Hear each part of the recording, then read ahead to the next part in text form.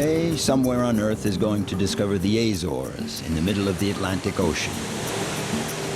Everyone has heard of the Azores anticyclone, named after these volcanic islands that emerged from the depths of the sea. Mauro, a young sailor who lives in Flores, braves the severe winter storms. João has chosen to live in São Miguel between sea and sky. He's fascinated by the sea and has now become an enthusiastic paraglider. Whenever he gets the chance, he spreads his wings and soars above the volcanoes. Nilton is the man of Pico.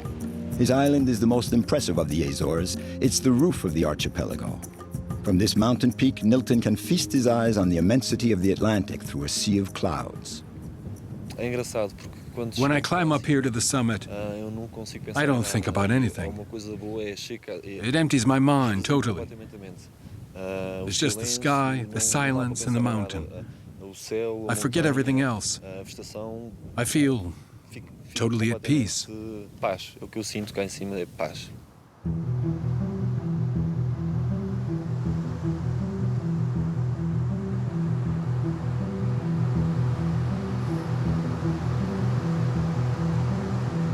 The Azores.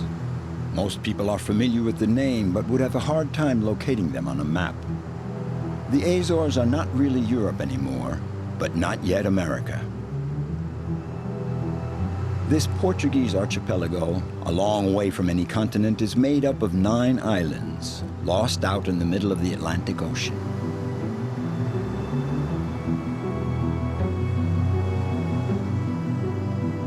A trip to the Azores means entering into a different dimension of time and space.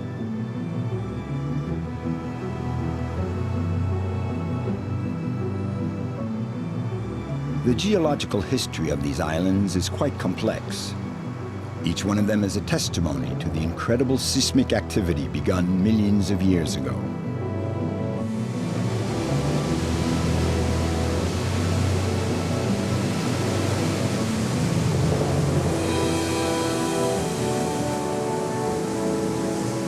In the beginning, there was water and fire.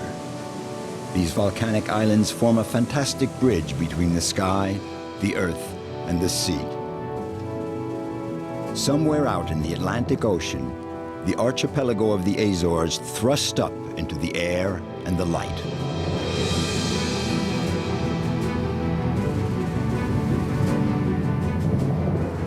In the extreme west of the group are Flores and Corvo, the smallest and most isolated islands of the Azores. For centuries, they have remained separated from the rest of the world. Mauro is the captain of the Santa Iria, the boat that does the regular run between these two westernmost islands. His small coaster is a vital link for the inhabitants of Corvo. Freight is transported by sea between the islands. Mauro was born into a family of seafarers. He's doing the same run between Corvo and Flores that his grandfather did more than 60 years ago. First off, if I didn't have such a strong attachment to the sea, to the nature here, to this island, and to the people here, I wouldn't have such a strong desire to stay here. I don't know. I probably could live somewhere else, but only if I really had to.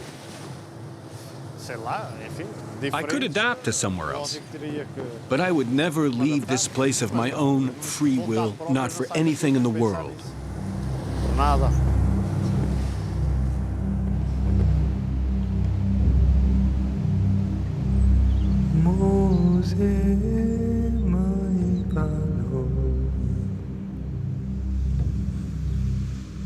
The story of how these islands were discovered remains steeped in mystery.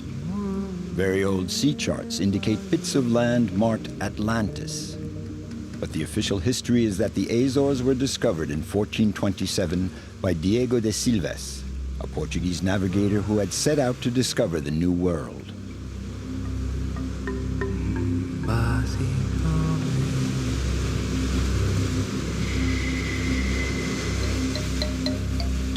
According to an age-old legend, the Azores are all that is left of the mythical continent of Atlantis after it sank beneath the sea. And what if Atlantis, that utopian world, did in fact look like these islands?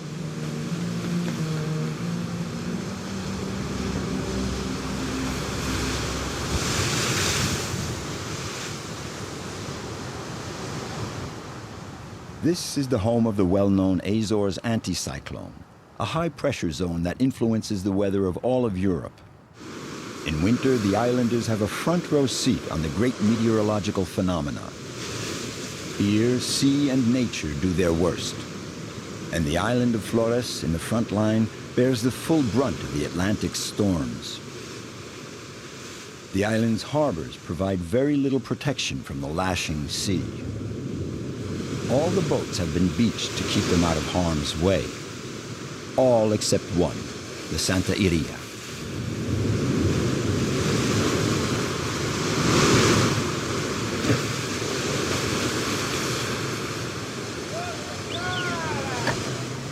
Before nightfall, Mauro, the captain of the boat buffeted by the angry sea, will lock horns with the elements.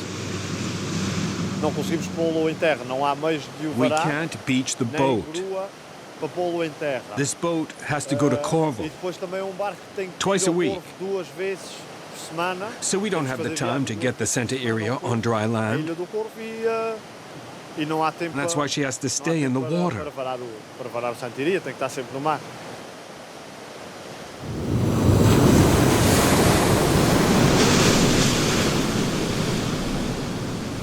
The Santa Iria's mission is bringing supplies in for the families on Corvo.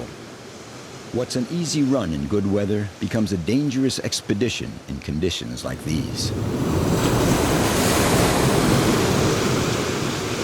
The Santa Iria is stuck in port. It's impossible to sail.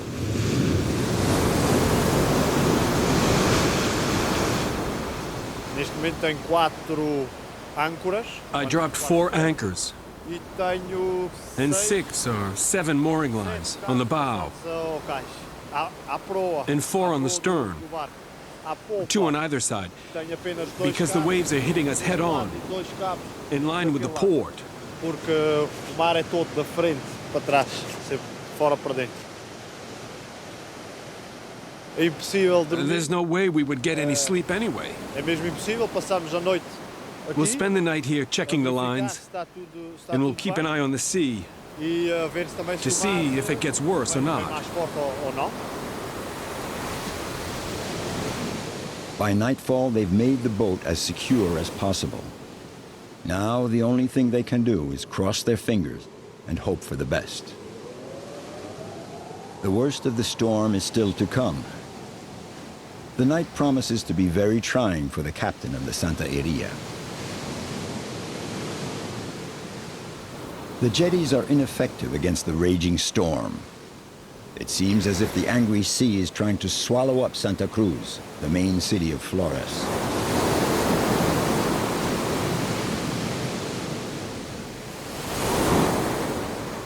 A porta está fechada. The door's stuck. Fechada. We can't get it open. Nós queríamos tirar o carro. We want to daqui, get the mas car out of the way, but we can't. The tide's coming in. The waves are going to keep getting higher. Daqui a uma hora ainda é It's pior. getting worse. In an hour, E o vento it'll ainda even vai be ficar mais worse. forte. E vai ser pior More ainda. wind. Normally it should calm down by Tenta tomorrow. acalmar para amanhã. Normally. Só desce, só desce, só desce, só desce, só desce.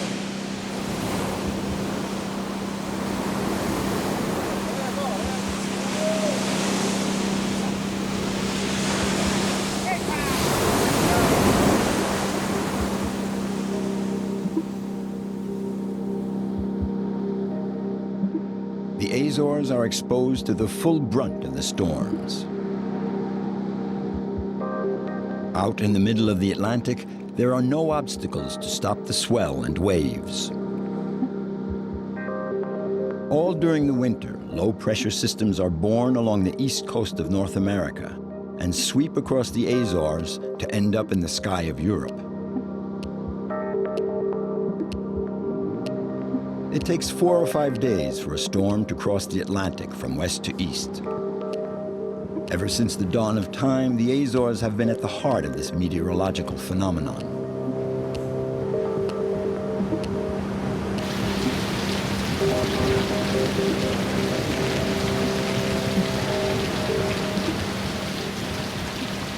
Here in the port of Lajes, the wind has increased a notch. Mauro has come to check that the Santa Iria's lines are holding fast.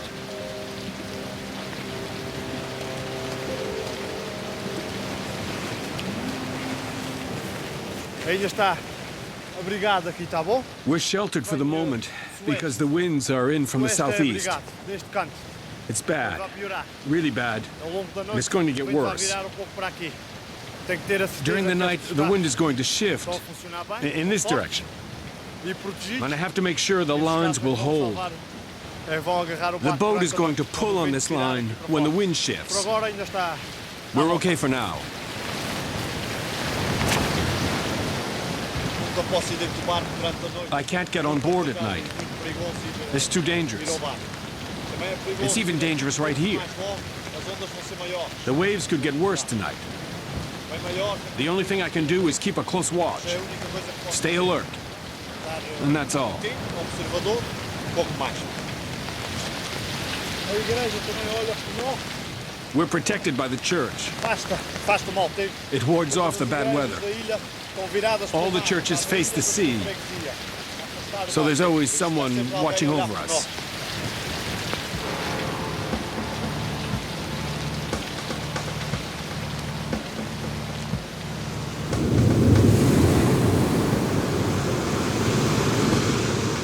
All through the night, the island is lashed by the wind and rain. At daybreak, the little mountain cascades have swollen into powerful torrents gushing from the cliffs.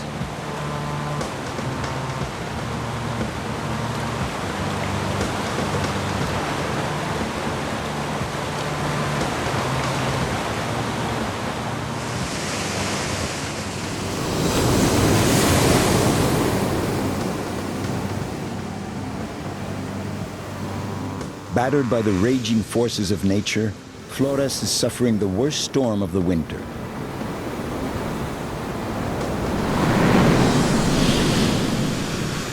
For more than a week now, the land and sea have been facing off in a violent clash. There's no more sky, no more sea.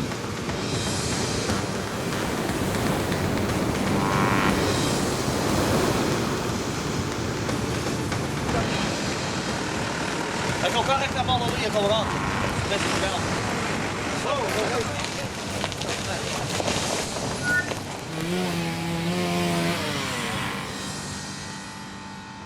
Here, out in the middle of the Atlantic, life has come to a standstill.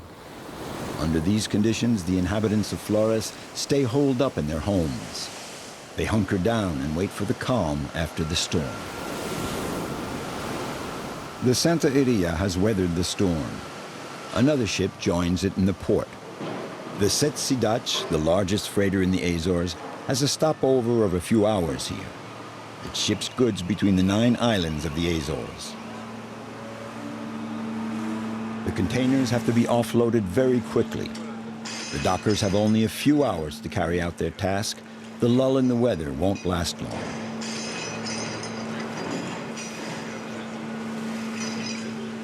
After days of waiting, the crew gets busy on the deck of the Santa Iria.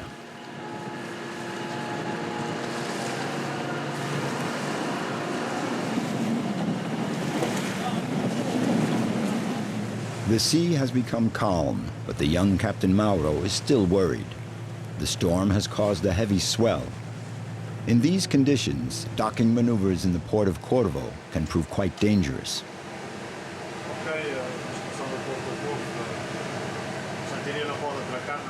Acima de tudo gosto do mar, da minha ilha, à volta da ilha. I love the sea more than anything. Gosto praticamente de tudo na ilha. I Gosto like da everything sua- about this island. A sua tranquilidade, The a peace sua and quiet, paz, the people, enfim, my family.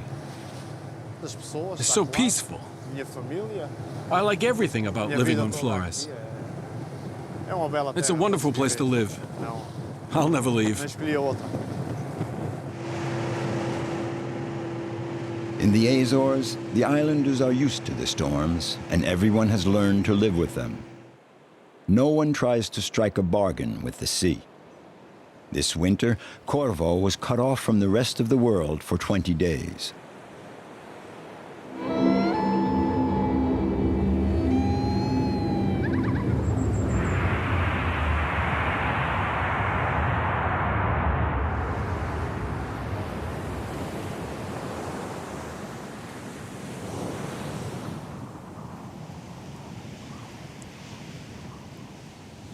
João grew up on São Miguel, the main island of the Azores. His childhood, spent on his grandfather's fishing boat, gave him an unbounded love of the sea. It's simple. I come from a family of seafarers. My grandfather was a fisherman, and the sea played an important role all through my childhood. My uncles were divers, so I, of course, was drawn to diving, snorkeling, and spearfishing. I learned scuba diving. Then, I began to work at the university as a marine biology technician. Over the years, the sea has come to play a central role in my life. A few years ago on these cliffs here, João's life changed completely. As soon as my feet left the earth, I was swept up by the sky and became totally hooked. The day I discovered paragliding, I fulfilled the dream of all mankind, to fly. And once in the air, there's absolutely no limit.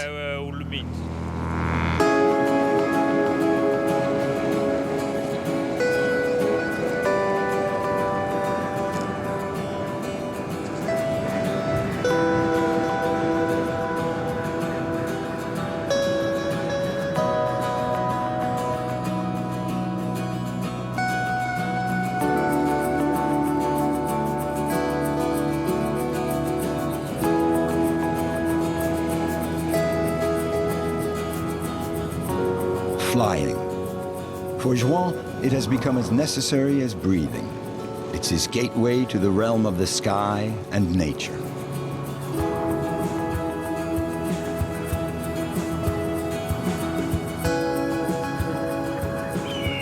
The sparrowhawk is the symbol of these sea-bound lands. And in fact, it was the vast population of these birds here, which the settlers called Açores, that gave its name to these islands. João is 52 and soars over these islands all year round. Even so, they still have surprises in store for him. The sky, the land, and the sea. The Azoreans live surrounded by nature, which they protect and respect.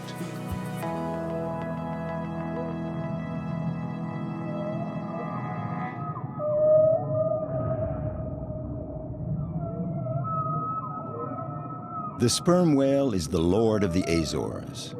The whalers here hunted this legendary animal until the late 1980s.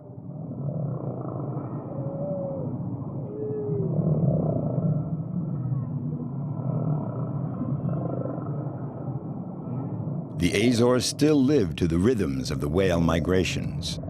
All year round, there are whales passing through the waters of this mid-Atlantic archipelago. Each island is an underwater sanctuary.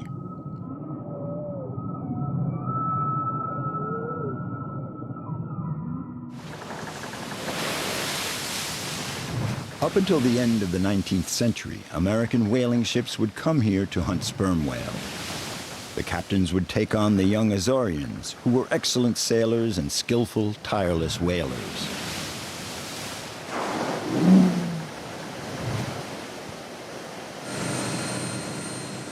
Whaling in the Azores is now a thing of the past. Once the golden age of whaling ended, the fishermen turned to tuna and bonito. Ever since these islands were first inhabited, the ocean has been a food locker. The fishermen joke that any rank beginner can come and catch as many fish as he ever dreamed of. They still fish the old way, with a pole and a line. In the 20th century, once the American ships left, the Azoreans hunted the whales with harpoons and longboats.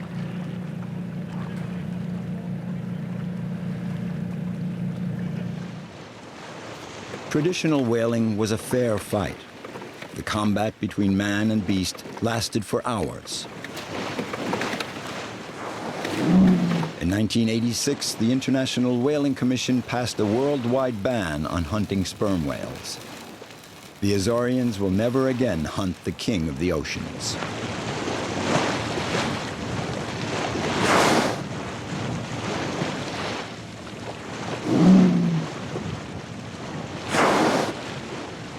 These images of the past are part of the history of the Azores. They are engraved in João's memory. He was 20 at the time.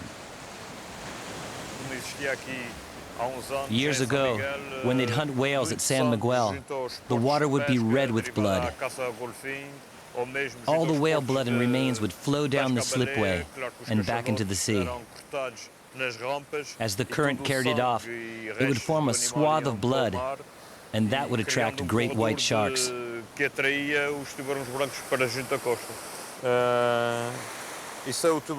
This is a great white shark the fishermen caught 2 miles out from the port of Villafranca. That's me in the picture. The white shark was over 5 meters long. It was enormous.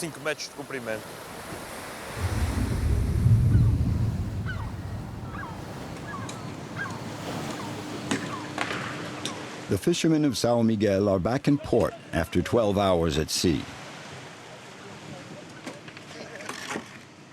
This is one of the last fishing trips of the season for these men. They've made a pretty good catch. The bonito season in the Atlantic is drawing to an end.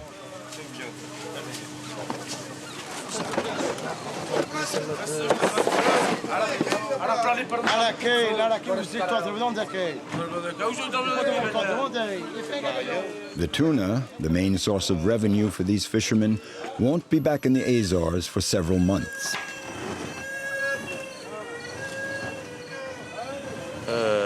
We Azorians have a strong bond with the sea, like all the Portuguese.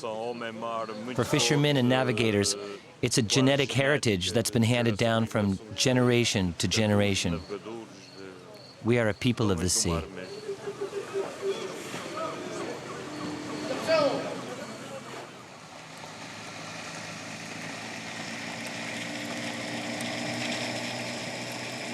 This morning, João is heading for the northeast point of São Miguel.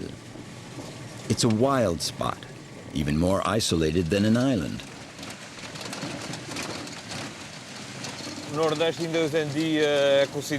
Nordeste has always been known as the 10th island of the Azores. The people here remind me of my childhood and my grandparents' village. It was a place where nobody had to lock their doors. The people are very friendly here, hospitable. It's a place where you're always welcome.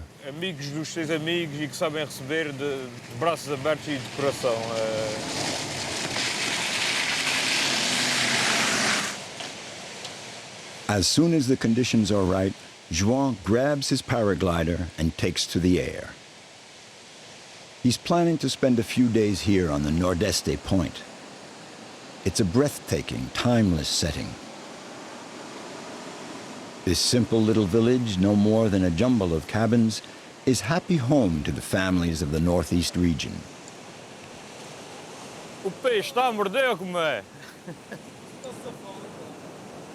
A pescaria está a dar aí com esse bate-tempo todo. Então, bem, boa tarde. His friend José's cabin makes an ideal base camp for João.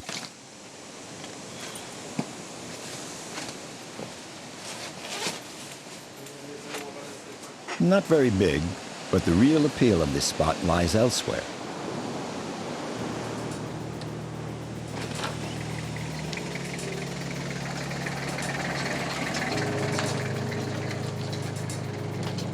The Arnell Lighthouse is perched out at the ends of the earth. There are always 2 keepers living here. Sorry.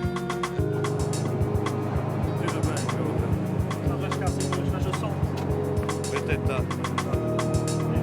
Mas aí a meteorologia, o que é que dizes? O que é que achas disso? Sim, praticamente.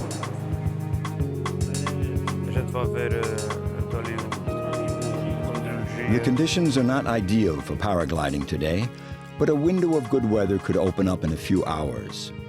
Here in the heart of the Atlantic, it's possible to enjoy all 4 seasons in a single day.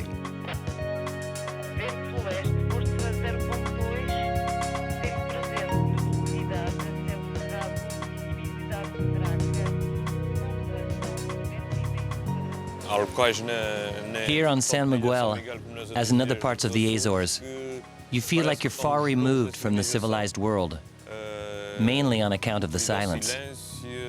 There are very few people.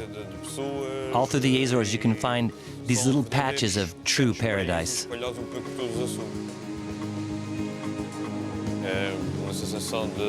You have a feeling of freedom, almost of abandon.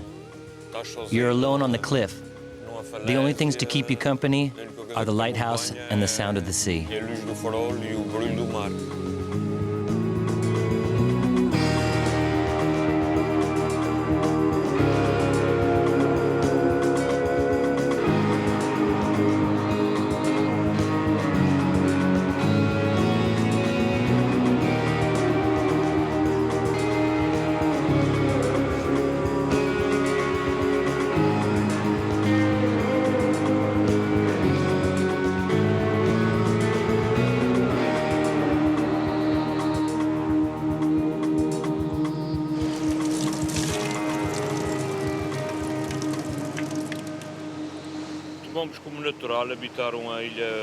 It's natural for us to live here. Nature is in our blood here in the Azores. The territory is so small that if we ruin it, we'll suffer the backlash.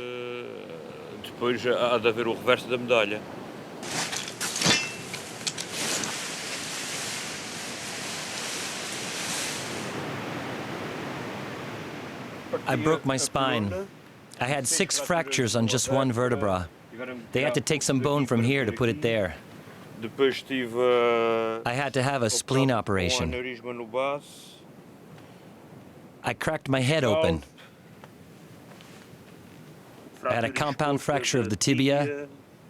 I fractured both heels, and all that in a single accident.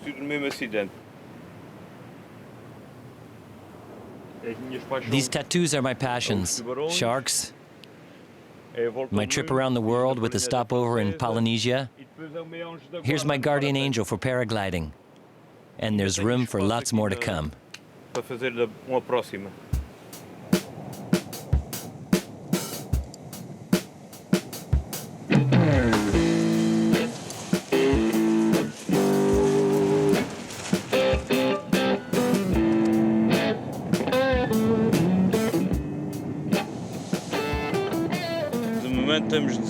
Right now it's blowing at about 18 kilometers an hour with gusts up to 22. Not great flying conditions, but it'll do. I'm gonna go for it.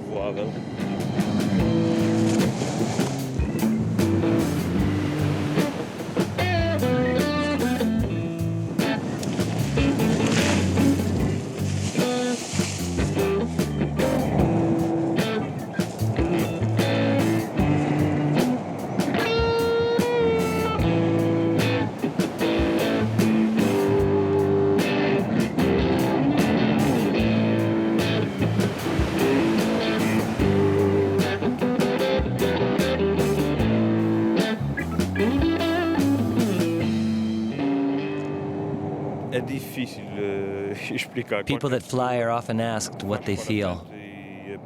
It's hard to explain. Me, I feel this well-being when I fly.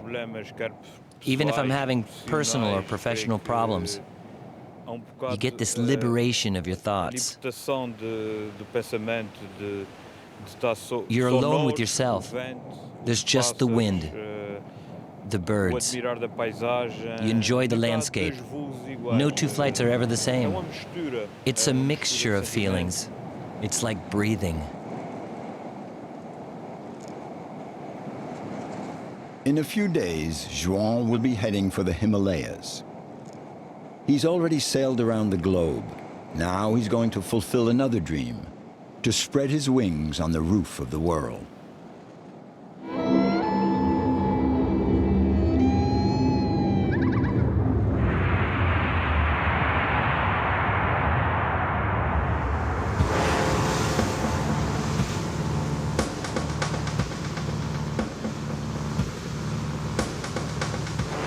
The island of Pico is the most extraordinary, the most bewitching, the most majestic of the Azores. It's the Black Island. Its cliffs are bordered by vast stretches of lava. The craggy teeth of basaltic rock, as sharp as razors, thrust out into the ocean. They look positively frightening. Nilton, like many young islanders, could have let himself be lured away by the bright lights of Lisbon. Yet he has never been off his island.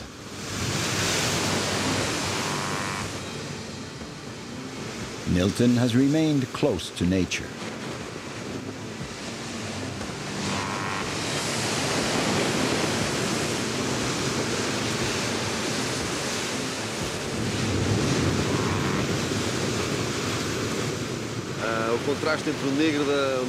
The contrast between the black lava and the color of the waves, the power of the sea, all this energy. It's really majestic. Only an islander understands just how much you can miss the sea when you're away from it.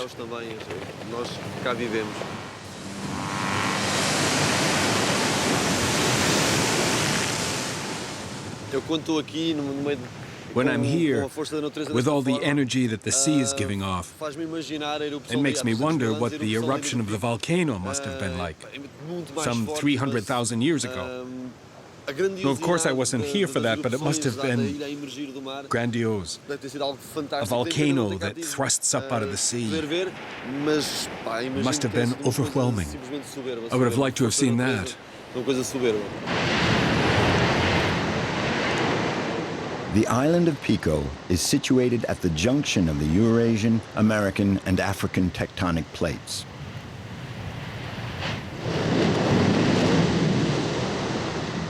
Pico has a unique place in the geological history of the Azores. The volcano is a nearly perfect cone. It's the highest peak of the Azores, culminating at 2,351 meters above the Atlantic Ocean.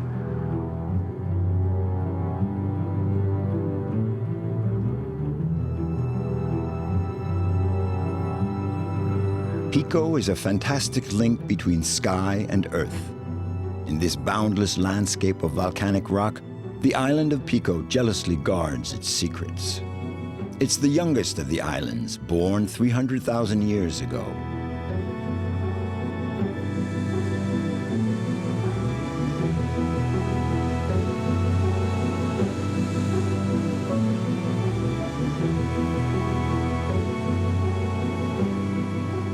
Ever since he was a child, Nilton has dreamed of unlocking the secrets of his island. Like the enigma of this abandoned seaside village in ruins.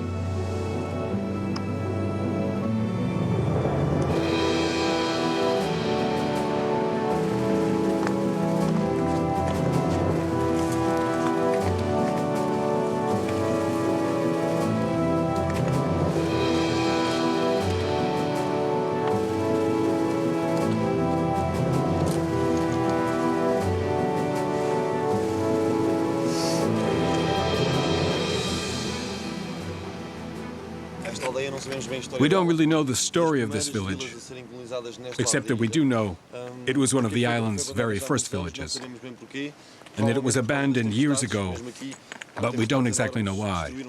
Most likely on account of the severe storms that always surely did a lot of damage. The Azores have always been poor. Nobody wanted to work the stone. When someone settled here, it was out of necessity. Then if people stay, it's because the Azores have a special sort of energy. That's why I never left. And frankly, I just love it here.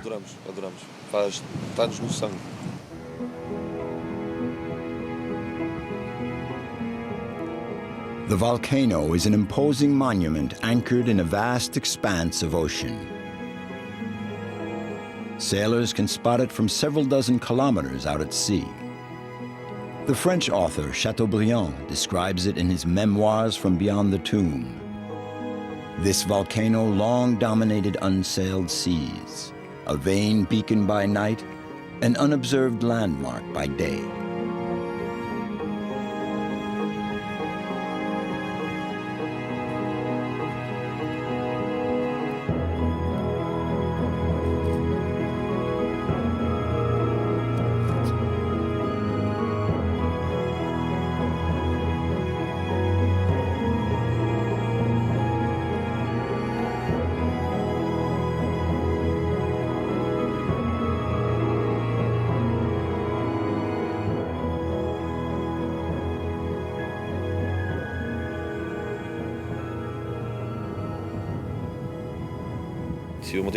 Mount Pico is a unique spot.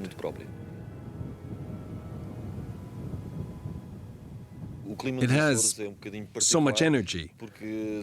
Here, we're in the center of the 9 islands out in the middle of the Atlantic Ocean, and Pico is even more special because it's a peak in the middle of nowhere. And it acts like a kind of barometer for the wind and clouds. The old-timers in the neighboring islands would observe this mountain to forecast the weather.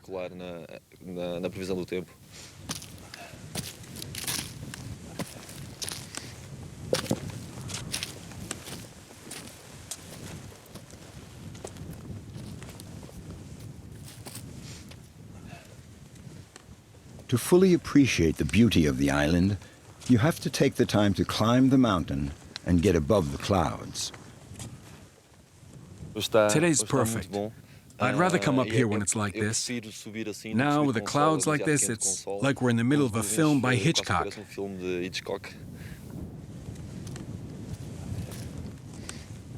The atmospheric conditions can be severe, so you have to be well prepared to resist the wind, the cold, and the rain.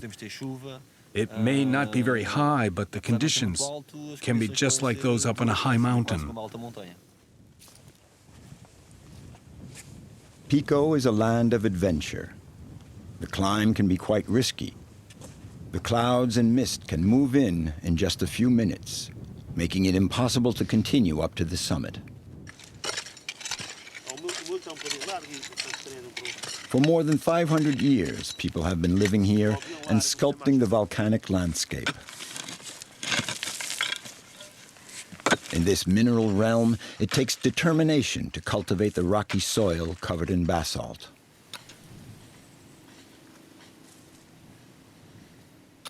The men of Pico are known for being very strong and working the stone. The history of Pico is a history of stone. The houses are made of stone, so are the roads, and even the vineyards. It's all about stone here, all about working the stone.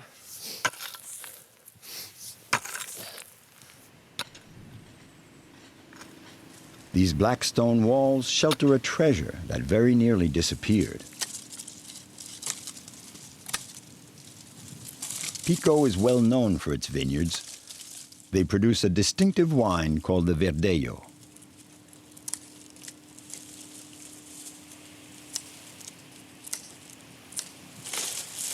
In the olden times, the island's wine would travel all the way to the fine tables of the USA, Europe, and Russia.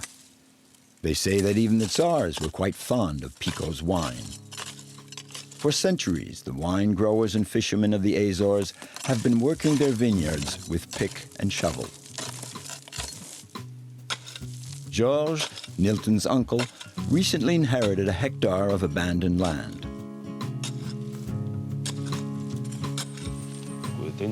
I cleared all this land. It took me 90 days of hard work. I burned all the brush, repaired the walls, and replanted vine stocks, and all on my own.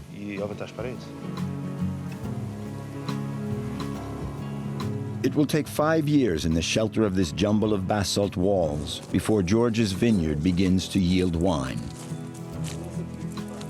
Over time, the islanders have learned how to draw their strength from the very soul of the stone.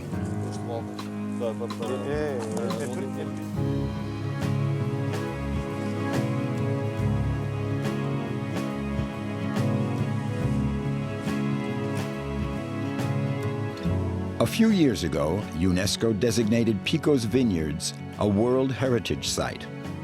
So this maze of walls will continue to protect these precious vines from the brutal winter storms.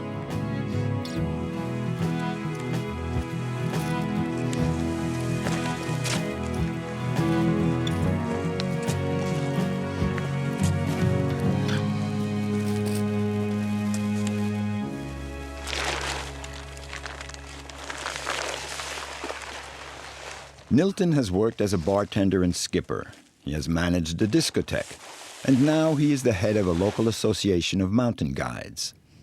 The volcano is his favorite stamping grounds.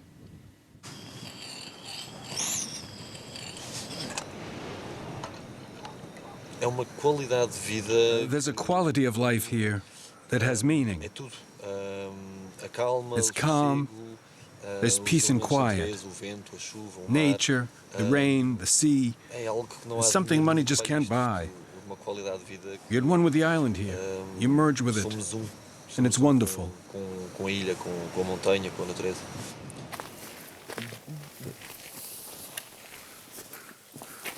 Nilton's passion for the mountain gives him a particular outlook on the world and leads him to explore new horizons.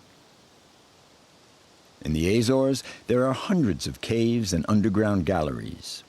Some of them run for more than 5 kilometers, and the island of Pico is a real Swiss cheese. I discovered this cave by accident about 2 years ago.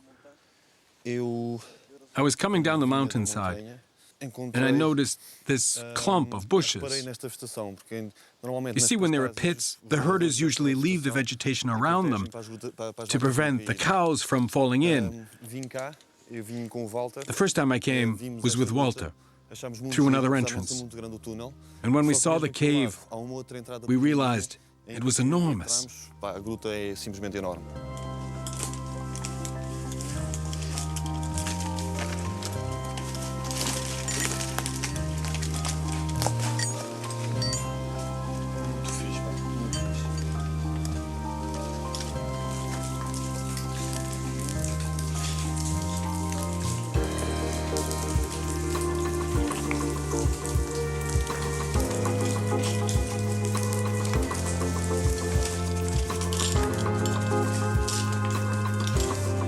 Walter, já cheguei. Vou só tirar o equipamento e já podes descer. This is the second time that Nilton and his friend Walter have explored this cave. It's an old lava flow. On Pico, they discover new underground chambers like this every year. In the dark depths, we venture into a new world of silence and dreams.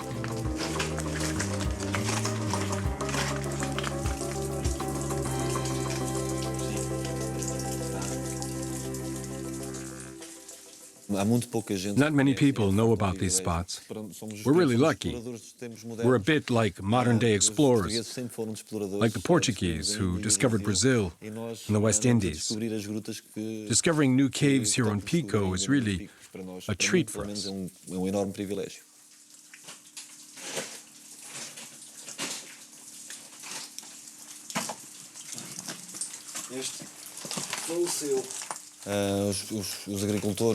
The herders used to dump their old and sick animals down into the caves because it was too hard to dig holes here on the island. The ground is too hard.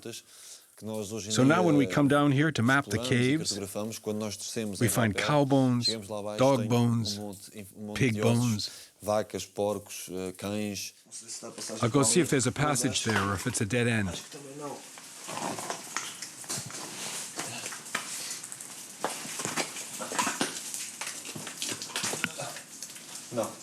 It's a dead end. Walter and Nilton are trained speleologists. The regional government has commissioned them to catalog and map the newly discovered caves.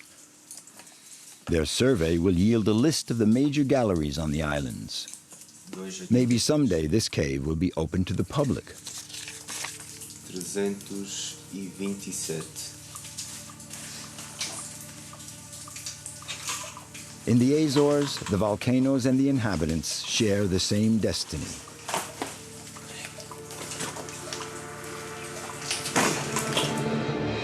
When the early explorers landed on these uninhabited islands in the middle of the Atlantic, they surely discovered a frightening level of volcanic activity.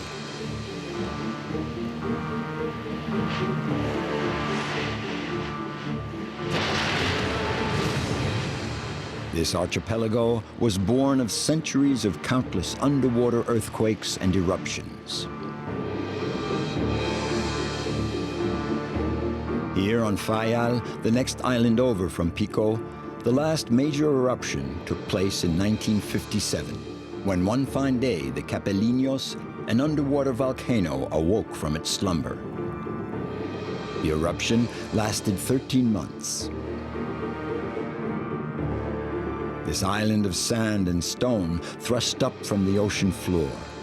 In 1957, the Capeliños volcano radically changed the age-old landscape. The eruption destroyed a fishing village. The only thing left is the lighthouse. The lighthouse that witnessed the birth of these cliffs surging up from the depths of the Atlantic now stands abandoned.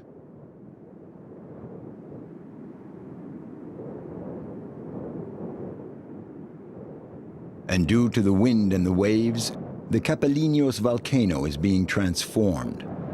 Maybe erosion will someday wipe it off the face of the earth.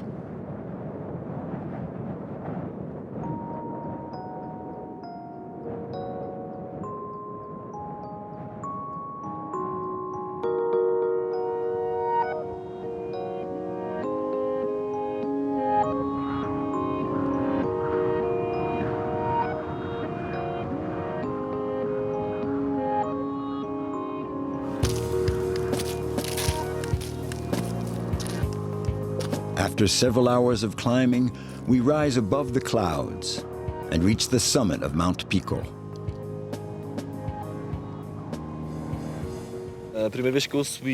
Like everyone else here on Pico, I came up here for the first time with someone from the family, with a cousin. It was an incredible night. We were partying with my relatives from Canada.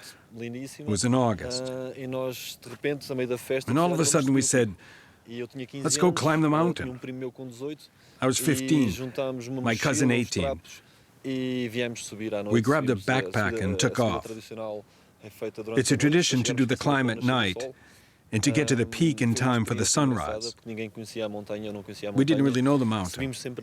We just kept turning right and right again. It was cold. I'll never forget it. That was the first time, and I've been doing it ever since.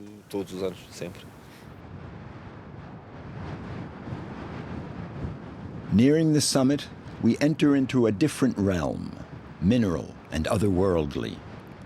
On the slopes of the volcano, there's only the overwhelming silence and the whisper of the wind.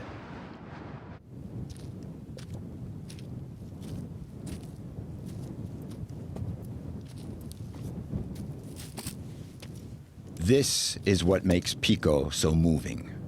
From this altitude, the sky and sea blend together. We're up at 2,300 meters now, and near the crater. This is a stunning landscape. I feel like the king of the world here. All around me, there's nothing but the ocean that we can see down there. And in winter, there's nobody up here. Peace and quiet. It's wonderful.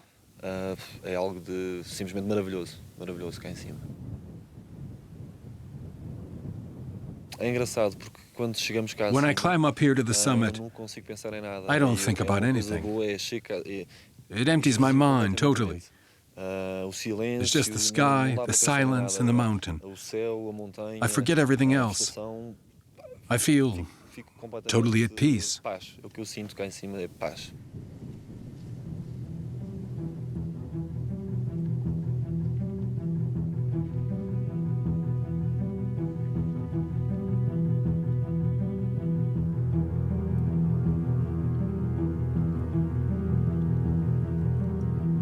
Mount Pico is the roof of the Atlantic, a place unlike any other on Earth, open onto the immensity of the ocean and the purity of the world.